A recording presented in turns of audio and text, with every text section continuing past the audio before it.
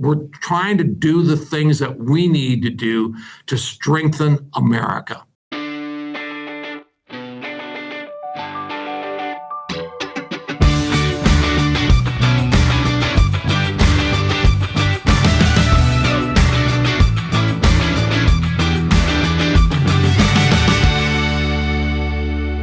Welcome back to Closer Look on this Wednesday, the 29th day of October. I'm Scott Sexsmith. Frisco still off on assignment today. Coming up on tonight's show, more fallout from Doug Ford's anti-tariff ads, including a reported expletive-filled tirade from the U.S. ambassador to Canada. By now, you've no doubt heard about Ford's 60-second commercial featuring the voice of former U.S. President Ronald Reagan discussing the dangers of protectionism. The ad ran on U.S. networks during the first weekend of the World Series and so angered President Donald Trump that he immediately called off all trade talks with Canada and threatened to add another 10% tariff to Canadian goods coming over the border. Ford agreed to pull the commercial after Game 2 of the series, but he certainly didn't back down to the president. In fact, he doubled down, calling it the most successful ad in the history of North America. Now, at last count, the spot has garnered billions of impressions over the past week through earned media such as news coverage and social media. But today, reports emerging about a fiery exchange between U.S. Ambassador Pete Hoekstra and David Paterson, Ontario's representative in Washington. The reports say Hoekstra confronted Paterson at the annual Canadian American Business Council Gala at the National Gallery of Canada and blasted him over the Ford government's commercial.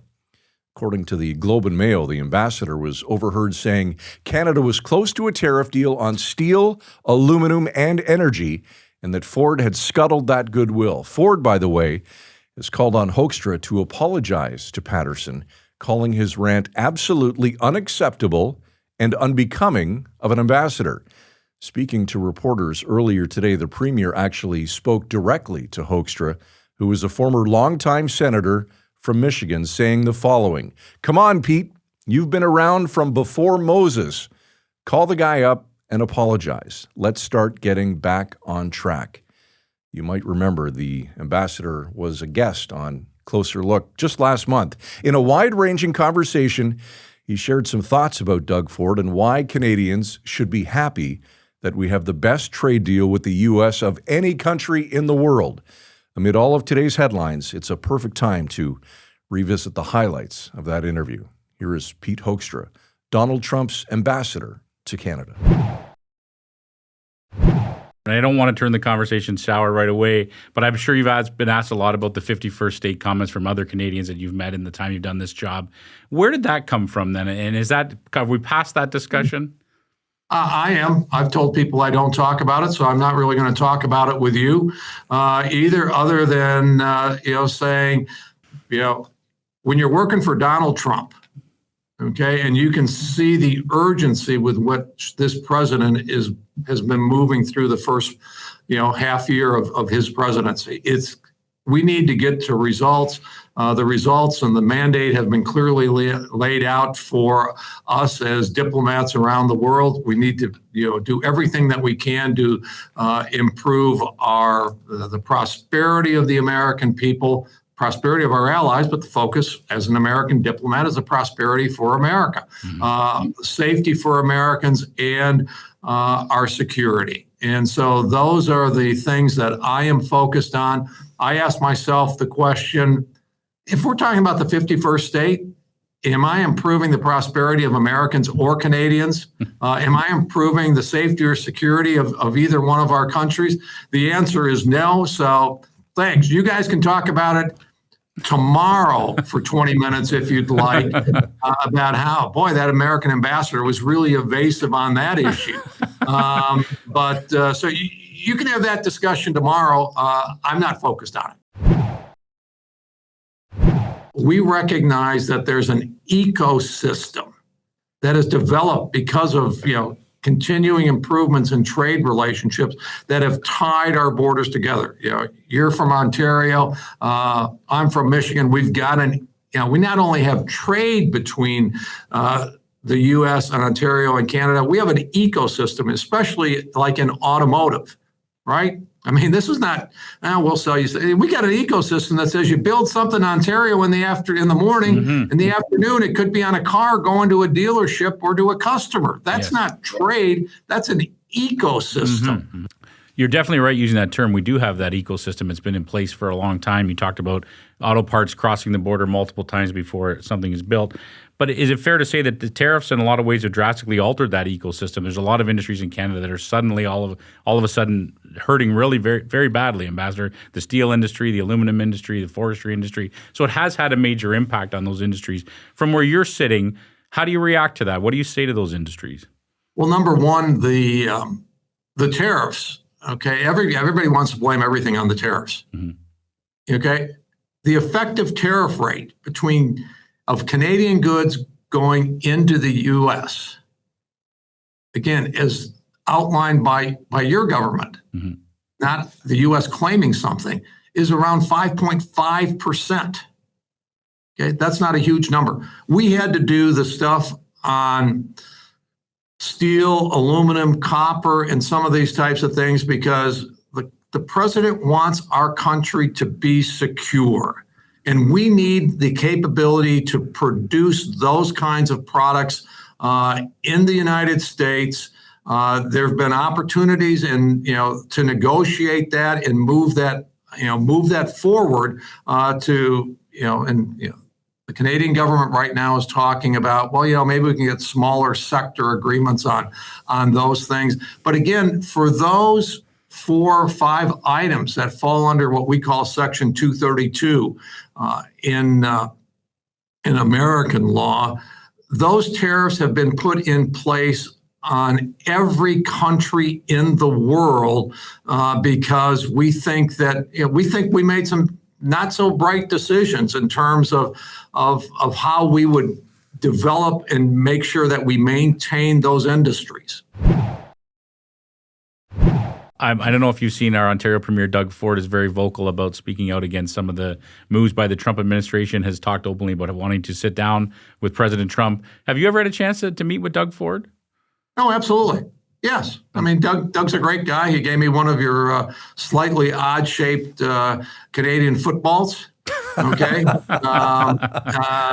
And no, we had he brought in a couple of the parliamentarians that serve in the provincial parliament, Dutch heritage from around the Niagara region. They brought me some Dutch pastries. Diane and I loved it. So no, I've had the opportunity to talk with Doug, and of course, I mean as being part of the Trump administration, it's kind of like. I watch what happens in the media. I watch what Doug says, as does the Trump administration, and they're a very media savvy bunch. I was wondering if he brought you a bottle of Crown Royal, but I won't ask you that. Can you tell us any more details about your meeting with Premier Ford? Did anything come out of it? Was anything accomplished from your meetings with him? Well, it was early in my tenure here, and we've had the opportunity since then to talk about a couple of different issues. And obviously, Doug is on a different page than where the U.S. administration is, and so so no, I haven't moved Doug to a point where I can get him to be a strong advocate for the Canadian-American relationship. Ambassador, Canadians are traveling a lot less to the United States. Does that concern you? Sure. I mean, what they do is they just don't get to see a wonderful part of the world. I enjoyed, Diane and I have enjoyed traveling through Canada. And like I said, I sometimes have a little bit of a hard time understanding this, okay? You have the best trade relationship of anybody in the world, the best trade tariff rate of anybody in the world. And we're, in the coming days, we're going to see that the process is going to evolve to, reviewing, USMCA. Okay. Does banning American alcohol, does that help? Does saying, we're not going to America, does that help? Those are decisions for Canadians on an individual basis, to make. Okay, we're doing everything we can to strengthen this relationship, to grow this relationship. If you have an ecosystem, and we know how long it took to develop this ecosystem. But if Canada decides that, from an economic and manufacturing standpoint, that ecosystem is no longer valuable to Canada and to the economy of Canada, that's okay. I think it would be hard to recreate that ecosystem, and there would be significant hardship as you transfer from that to try to create a new one.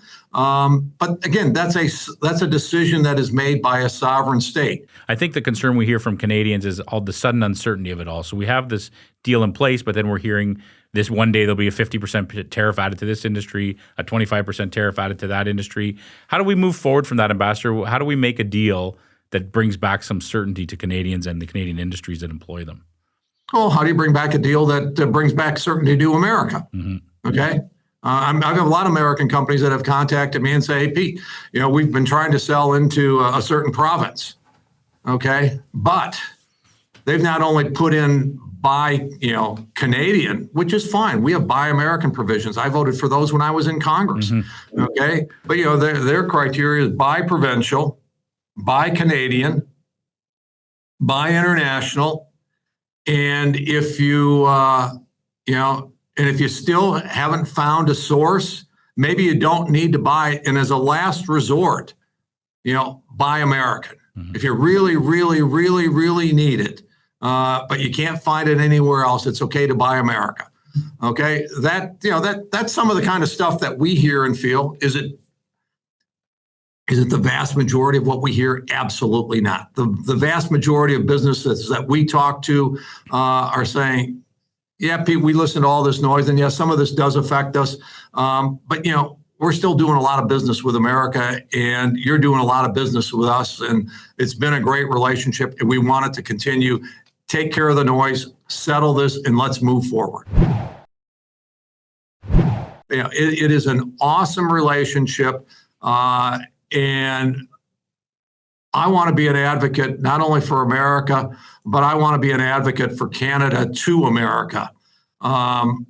We're looking for folks in Canada right now that can and I think should be.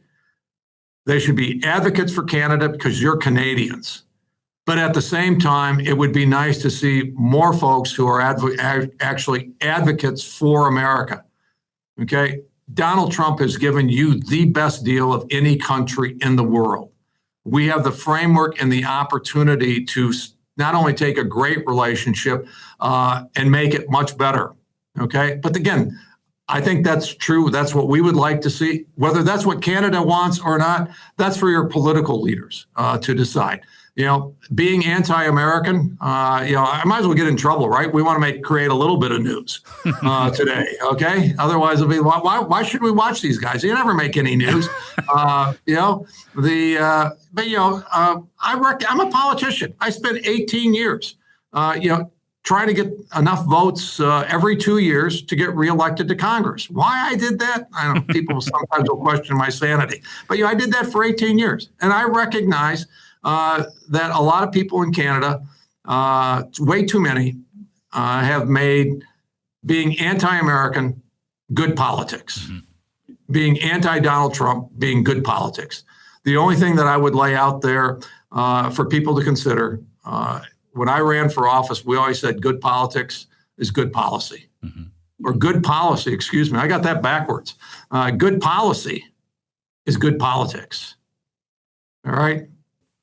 Maybe that's something that we should all focus on. Let's do good policy so that that ends up being good politics, because that will bring prosperity, security, and safety to our countries. And we will have more of that if we do it together rather than doing it separately. Can I just follow up on that, Ambassador, real quickly? I think, do you and the Trump administration understand that I think some of that anti-Americanism or frustration with America is because of the tariffs that have come in place in the last few months? All the uncertainty they brought, the job losses they've triggered, things like that. That's what's triggering the Buy a Canadian movement, for example. Right.